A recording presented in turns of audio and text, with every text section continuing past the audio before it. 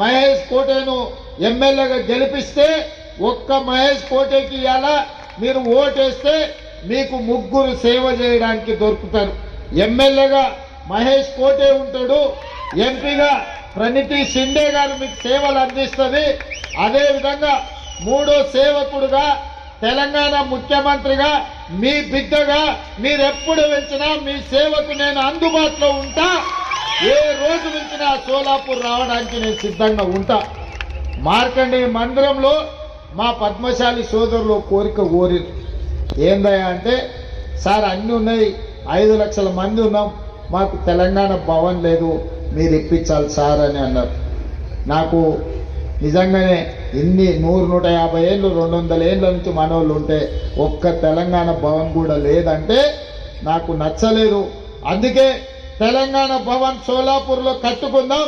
ఎన్నికలు అయిన వెంబడే ₹1 కోటి తెలంగాణ ప్రభుత్వం నుంచి మీకు ఇచ్చే బాధ్యత నాది. మహావికాస్ ఆఘాది ప్రభుత్వం ఏర్పడ్డ మరుక్షణం ప్రణితి షిండే గారు ఇక్కడి నుంచి కూడా ఇంకొక ₹1 కోటి ఇప్పిస్తారు. ₹2 కోట్లతోని మీకు తెలంగాణ భవన్ కట్టించడానికి, దాని ప్రారంభోత్సవానికి టెంకాయ కొట్టడానికి నేనే వస్తా అని చెప్పి మీకు అందరికీ నేను చెప్పదలుచుకున్నా. प्रणीति जी, हमारा तेलंगाना भवन आपके शहर में नहीं है, क्योंकि हमारे करीमनगर से, निजामाबाद से बहुत सारे हमारे परिवार के लोग 100 साल 150 साल यहाँ पर आ चुके हैं. हमारे पद्मशाली मार्कंडेय मंदिर में हमारे पद्मशाली परिवार ने मुझे पूछा है तेलंगाना भवन ये सोलापुर में बनाने के लिए. मैं वादा किया इन लोगों से, अब इस मंच पे मैं वादा कर रहा हूँ, मार्कंडेय मंदिर में दर्शन कर लेके उनके आशीर्वाद लेकर मैं अभी वादा कर रहा हूँ, तेलंगाना सरकार के तरफ से 1 करोड़ रुपए देने का जिम्मेदारी मैं लेता हूँ. महाविकास आघाड़ी सरकार के तरफ से आप 1 करोड़ रुपए दिलाने के लिए जिम्मेदारी आपके है.